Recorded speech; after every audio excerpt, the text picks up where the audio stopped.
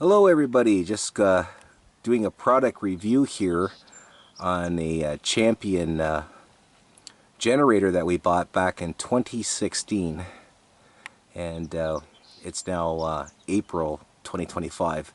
And the reason why I'm doing this video is that I'm really impressed with this generator. It's worked flawlessly for the last 9 years. It's helped us out a lot. It only has about 225 hours total time, but I just want to recommend this generator for people just because it's a pretty cheap generator to buy. See them everywhere. But after 9 years now, this thing hasn't let us down once yet. And we usually have at least one power failure a year. About 6 to 24 hours each year we lose the power at our house here. So I just want to go over a few things about the generator that I love and what I don't like. And let's just start with the thing I don't like. Right here. The handle broke. You can see it's all broke here. But it took 9 years to break, sorry.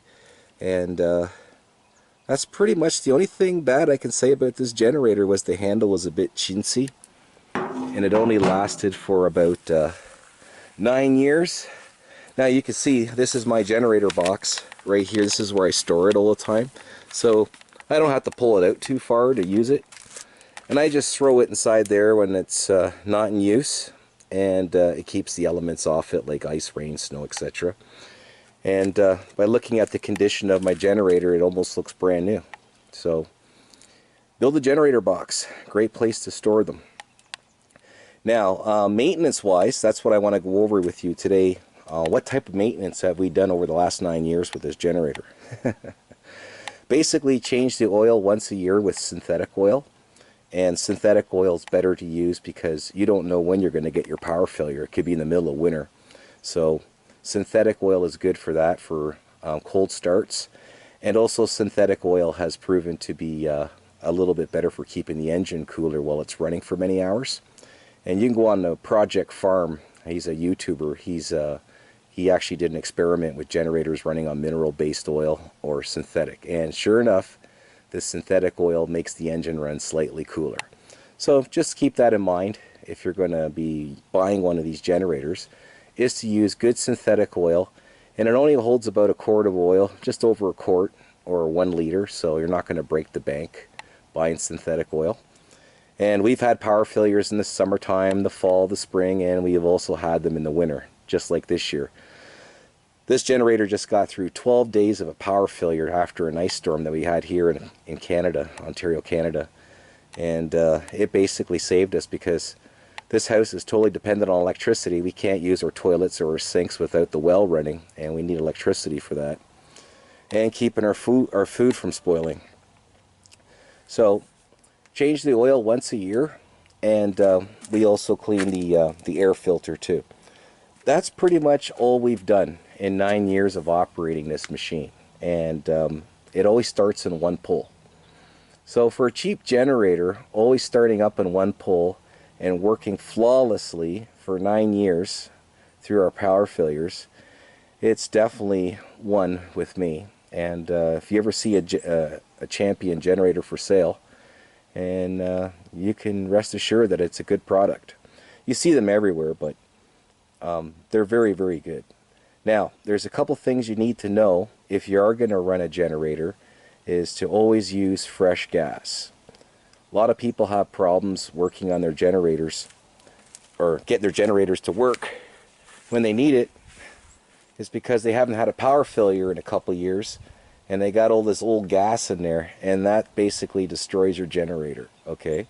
So make sure that when you have a generator, always run the gas out of it. Get it out after your power failure. Don't leave any gas in there. And to also start your generator once a month. That's the other thing we do too. So on a nice sunny day, I come out here and I fire it up once a month to make sure it starts okay, runs okay, burns off any moisture on the components, and stuff like that. And now you know when you lose the power, your generator is going to work. So make sure that you never leave any old gas in there. and run it every month for about 7-10 minutes, 20 minutes, something like that, just to get the oil nice and hot and the machine nice and hot so it can burn off any moisture that's sitting on the components. Now I'm just going to point out, I got some jerry cans here, and this is what we use in case we need to get more fuel if the power goes out. And what we do is we usually just fill one of these up all the time and just kind of leave it underneath the porch here. And we just use regular car gas, 87 octane. That's all we use. And after 30 days, if the power doesn't go out and we don't need it for the generator, we just simply dump it into our cars. All right, so the gas never goes to waste and it never gets old. All right, so try to keep your fuel separate from your generator. Always kind of have fresh gas on hand, and you'll never have a problem. Once again, most problems with maintenance on generators is because people have left their gas in too long. So you don't want to leave your gas in longer than 90 days, tops. So burn it out. And that's what I do. That's why I do tests all the time, so I can burn out all the old gas. I'm just going to go over some of the features here too, and how it works. This is the on-off switch for the motor. So that basically, when you want to run it, leave it on. I'm going to start it, so I'll just leave it on now. And then when you got your engine nice and warm and everything's working good, you just flip this on, and that engages your electricity, and away you go. So, not too complicated. Alright, so that's all the switches you need. And this big unit here, this is what plugs into our house. You can see it's got a 4-prong, and these are your regular standard 110 volt. Alright, so this is what I use here for that. And the heavy duty extension cord is right here. I just leave it in a plastic bag just to kind of keep the moisture off it. And you'll need one of these hookups for your house. This is about $1,500 to have this installed.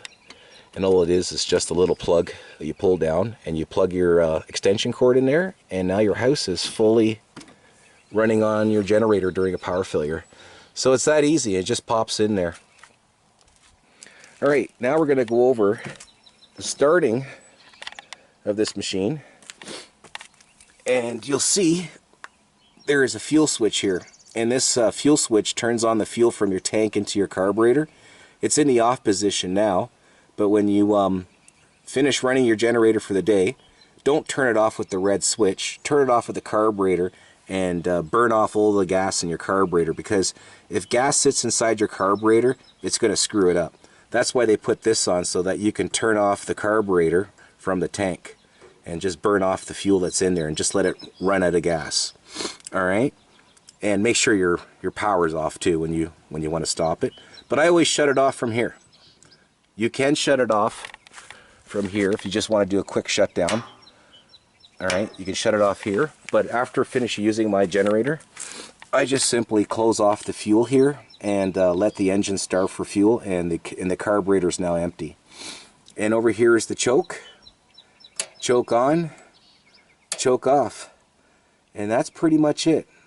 Now, I've been bragging about this thing starting on one pull, so I'm going to go do that now. So, I'm going to put the fuel on, and you just turn it like that, full up and down. Now the carburetor's filling up with gas, and then I'm going to put the choke on, and then I'm going to pull the starter and see if it starts on one. And this generator hasn't ran for a while, so it's definitely a cold start. Now let me just put the camera down here quickly, and I'm going to go out there and let's see how many pulls it takes to start this generator. And then I'm going to shut it off so I save your eardrums. I'm only going to run it for a second just to prove it starts easy.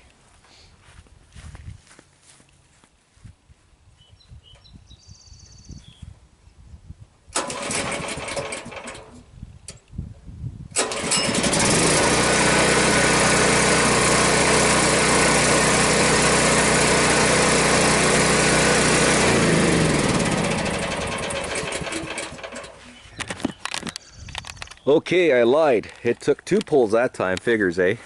As soon as I put a camera on it, it took 2 pulls.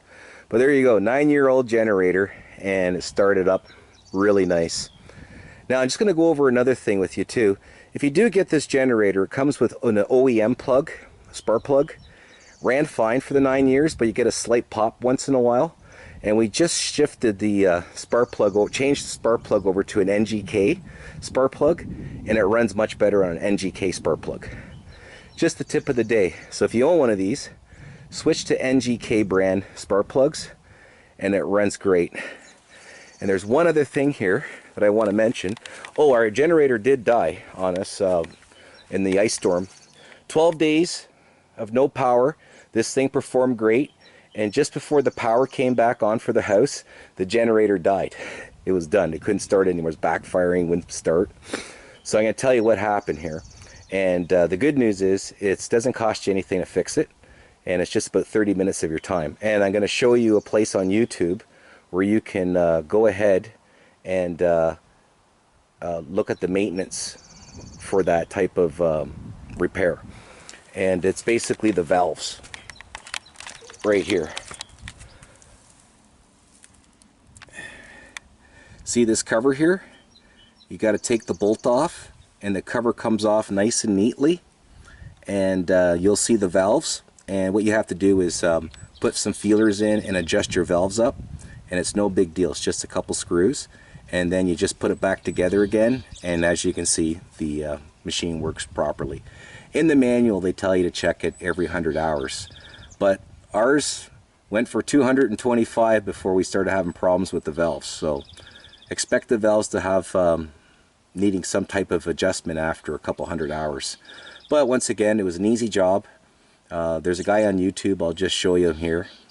I'll put his name up here on the screen so you can see, and go check out his video. He does a really good job showing you how to adjust your valves.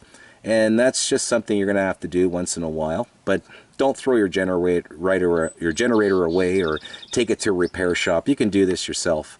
But it's just something to keep in mind if you are going to own one of these things, that you will have to eventually pull this off and adjust your valves. Other than that, change the oil and clean the filter, and this thing will last you many, many years. So that's just basically my product review on this Champion generator. And it pretty much takes care of the whole house on just 5,500 watts continuous. All I do is turn off the hot water tank, and it handles the house no problem. If I need to use hot water, I just shut off some of the things in the house and then turn on the hot water. So maybe a bit bigger generator would have been better for us, but we get by with this one okay. It's done a great job. And once again, I recommend Champion generators because they served us well, and they're very reliable. Okay everybody, that's my review on Champion generators. Go out and buy one today. And no, I'm not sponsored by Champion.